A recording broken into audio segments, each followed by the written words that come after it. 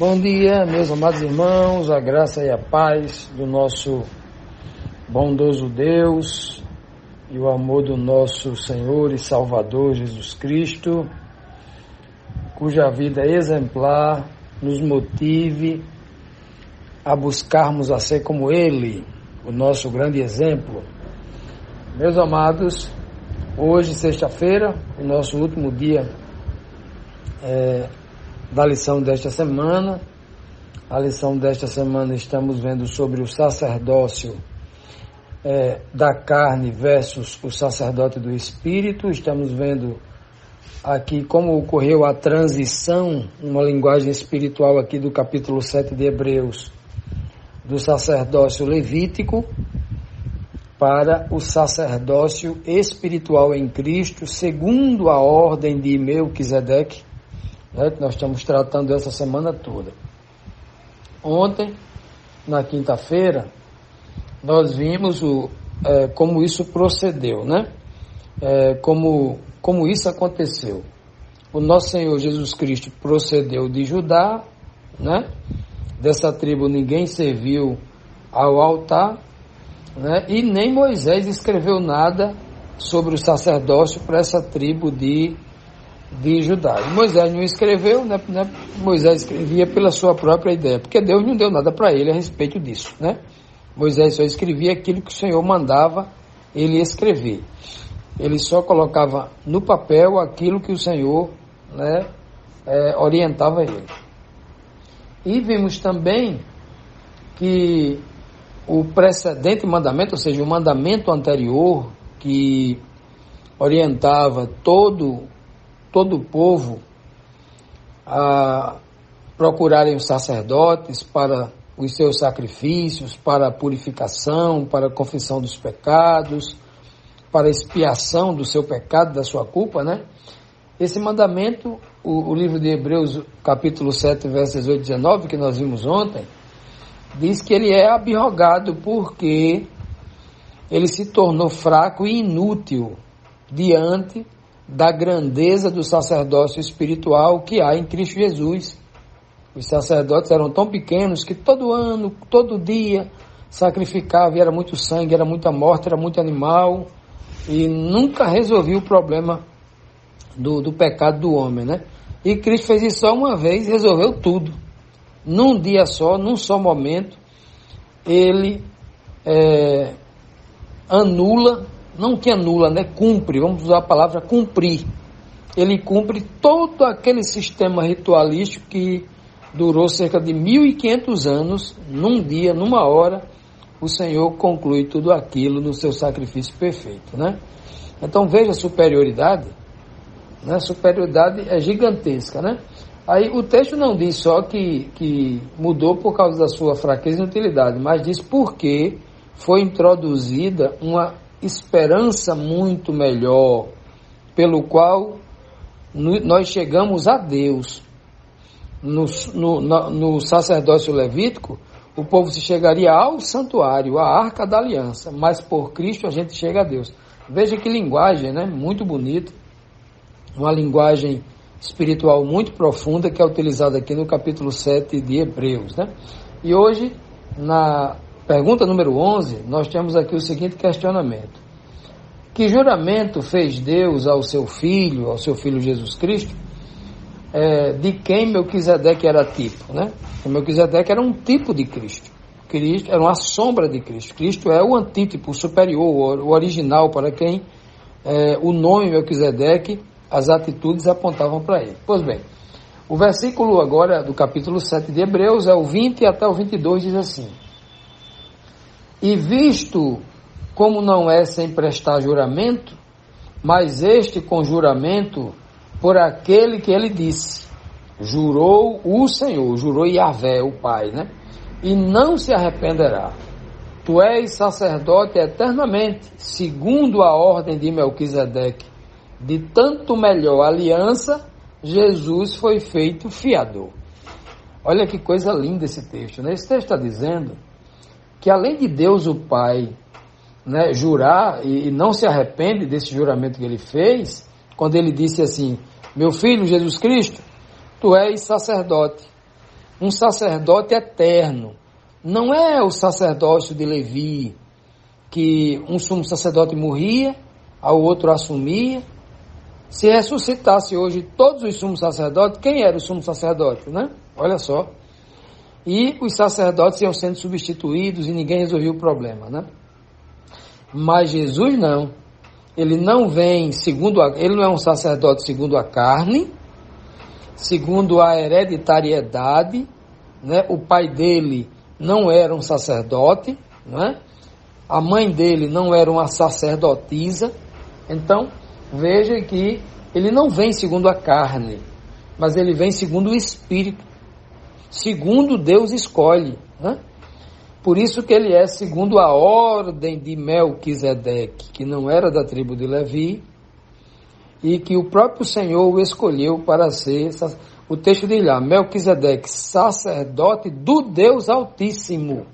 Foi o Senhor quem escolheu ele, né? E como é que o Senhor escolhe? A Bíblia, né? Na própria conversa com Samuel, a gente vai entender como é que Deus escolhe, né? O Senhor escolhe sondando o coração. O homem só vê a aparência, o homem vê muito a coisa exterior, o homem age muito por interesse, né? As pessoas, por exemplo, elegem um governador quando ele fala muito bem, quando ele é muito bonito, quando ele é muito alto, quando ele é muito rico, quando ele é muito poderoso, quando ele é um sucesso nas mídias, e as pessoas parece que se espelham nele, gostariam de ser como ele. Então as pessoas voltam, a maioria das pessoas que tem dificuldade de pensar, elas voltam assim, por serem influenciadas, por se espelharem, por quererem ser igual àquele, né? Geralmente é assim, né? É assim que o homem erra, e erra muito, por se espelhar no homem, por ser guiado pelas aparências, né? E o Senhor faz completamente diferente. Imagine se nós fôssemos julgar o Senhor, né? Certamente diríamos que ele estava errado em escolher um menino como Davi, que não tem estrutura física, que não tinha aparência de rei, que não foi educado na escola, nos grandes palácios, educado desde menino para ser um monarca, para se entrar no trono, como são os reis de hoje, né? Os reis de ontem também. Então, olha, a gente diria que o Senhor estava completamente errado. Como é que o próprio Samuel, quando olhou para Davi, disse, não pode ser esse, não. É isso aí? Ora, porque Samuel foi impressionado com um primogênito mais velho, que era mais bonito, mais alto e tal, né? Não é assim que o homem é? Pois bem, por isso que Cristo não é segundo o sacerdócio da carne, é segundo o sacerdócio do Espírito, aquele que Deus vê o coração, Deus vê a mente, a índole, o caráter. Olha que coisa linda, não é? Então, é assim que cada um de nós precisamos ser, como Pedro disse, que nós somos sacerdócio real. E sacerdócio real não é aqueles que se parecem fisicamente com Cristo. Não é aquele que imita Cristo nos trejeitos, não. Mas é aqueles que buscam ser semelhantes a Cristo no caráter, no espírito. É aí, sim, que é segundo o sacerdócio, segundo a ordem sacerdotal de Melquisedeque. É por isso que, segundo a ordem de sacerdotal de Melquisedeque, é um tipo do sacerdócio espiritual que só Cristo pode nos inserir. Continuando, meus amados, vamos agora para a 12ª pergunta, que nos traz aqui a seguinte questão. Os sacerdotes levitas morriam e entravam diante do Senhor e nunca resolviam o problema do pecado. Como foi diferente com Jesus Cristo? O quão foi diferente, né, com Cristo? Hebreus 7, versículo 27 diz assim: que não necessitasse, como os sumos sacerdotes, de oferecer cada dia sacrifícios, primeiramente pelos seus próprios pecados e depois pelos pecados do povo, porque isto fez ele uma vez, oferecendo a si mesmo. Então veja a diferença. O texto aqui é muito claro mostrando isso, né? Os sumos sacerdotes, eles ofereciam animais. Por ele mesmo ele oferecia um boi, um novilho, como expiação, e oferecia um carneiro como holocausto. Esses dois animais, o sumo sacerdote, no dia da expiação, ele oferecia por ele mesmo, pelos seus pecados, pela sua purificação, e também, obviamente, pelos sacerdotes que eram os seus filhos, né? Pois bem, então era assim que ele fazia. Ele oferecia outros animais pela sua própria vida. Cristo foi diferente. Cristo se ofereceu a si mesmo. Cristo não pegou um outro animal, outra criatura, um outro ser para morrer no seu lugar, não. Olha essa primeira grande diferença que há aqui, né? A segunda diferença que é explorada aqui nesse texto é que os sacerdotes, eles ofereciam sacrifícios todos os dias, e eram muitos sacrifícios. Não era apenas aquele cordeiro, o sacrifício contínuo, que era sacrificado um cordeiro de 1 ano sem defeito, às 9 horas da manhã e às 3 horas da tarde, todo dia. Isso era o contínuo. A Bíblia chama de contínuo ou sacrifício contínuo, diariamente. Agora, durante o dia, eram realizados muitos sacrifícios. Se tivesse ali 100 pessoas para trazer confessar os seus pecados, ou fazer um sacrifício por oblação, né, de elevação pela culpa, né, um sacrifício pacífico, eram vários sacrifícios. Então, o dia todinho eles estavam sacrificando ali, dia todinho, e não resolviam nada, porque aquilo era apenas uma simples sombra, era uma simples liturgia. O mais importante era o que estava no coração do sacerdote e do sumo sacerdote, como eles faziam, assim como o mais importante, que era visto por Deus, era o que estava no coração do homem que estava levando o sacrifício e como ele confessava. Isso era o mais importante, né? Porque para Deus não era mais importante o animal, o derramamento do sangue. Deus não é um Deus sanguinário. Deus não se contenta com o sangue.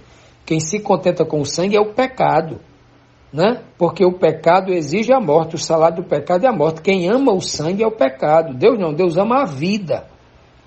Embora muita gente não tenha entendido isso ainda, né? Porque não consegue enxergar, não entende nem o ritual e nem o que o Senhor quer de fato mostrar com tudo isso, né? Então, aqui veja que os sacerdotes era todo dia muito sacrifício, muito sangue, muita violência, e não resolviam nada, porque não é por força nem por violência. Então, Jesus Cristo foi só uma vez só. Ele sacrificou-se a si mesmo, ou seja, ele deu sua própria vida, ele foi o próprio sacrifício, sem defeito, nunca cometeu pecado, e ele entrou uma vez só no Santíssimo Lugar, diante de Deus, assim que ressuscitou, subiu, ficou à direita de Deus, e ali sim entrou só uma vez só. Se alguém disser para você que Jesus Cristo subiu, assim que ascendeu aos céus, Estevão viu ele lá, em pé à direita de Deus, né? Apenas menos de 4 anos depois da sua ascensão. Paulo escreveu 20 e poucos anos, 30 anos depois da ressurreição de Cristo, né? Dizendo que Cristo estava já à direita de Deus e intercedia por nós. São vários os textos dizendo isso.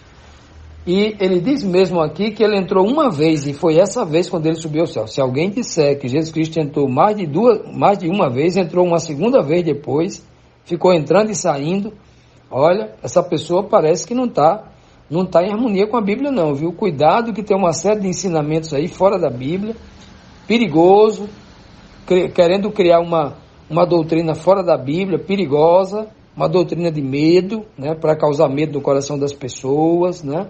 Ou para escravizar as pessoas dentro de uma determinada religião, sob a falsa alegação que só eles têm a verdade. Cuidado com isso, viu? Porque a Bíblia é muito clara, nos seus textos diretos, um claro assim diz o Senhor sobre isso. Cristo entrou uma vez por todas, imediatamente após ressuscitar, e quando ascendeu aos céus, sentou à direita de Deus. E ele está à direita de Deus. No primeiro século, os apóstolos escreveram, ele está. Ele não diz, ele estará no futuro, não. Está agora à direita de Deus, né? E intercede por nós. Está à direita para interceder. Jesus não só foi para a direita de Deus no século passado, no século retrasado, e só começou a interceder por nós há menos de 200 anos, não. Então, cuidado com essas falsas doutrinas que tem por aí, perigosas, que anulam toda a verdade bíblica, né? E faz o homem escravo de uma religião pelo medo, né? Pelo medo. Muito cuidado com isso, porque o texto aqui ele é claro, ele é absoluto, né? Outra questão aqui da superioridade do sacerdócio de Cristo é que Cristo, ele não entrou diante de Deus para oferecer um sacrifício pelo seu próprio pecado, porque ele nunca pecou. Mas os sacerdotes, eles ofereciam pelos seus próprios pecados, né? Então, essa é a grande diferença entre a superioridade do sacerdócio de Cristo, que é espiritual, fazendo a dicotomia, né? Espírito-carne, para com o sacerdócio levítico, que era da hereditariedade da carne. Então essa é a grande superioridade, esses fatos aqui que são os mais explorados aqui no livro de Hebreus, para que nós entendamos e entendamos a superioridade do sacrifício de Cristo, né? O que ele fez para que nós pudéssemos ter a garantia, né? Do perdão, da expiação dos nossos pecados, e também com isso temos a certeza que ele pode nos justificar e aceitarmos essa justificação que ele nos dá, né? Que o Senhor nos abençoe, que o Senhor nos faça compreender essa verdade libertadora, para que eu não fique preso ao sentimento de culpa, ou seja escravo da pregação dos religiosos, né? Que pelo medo faz você depender deles. Não, nós dependemos apenas de Cristo.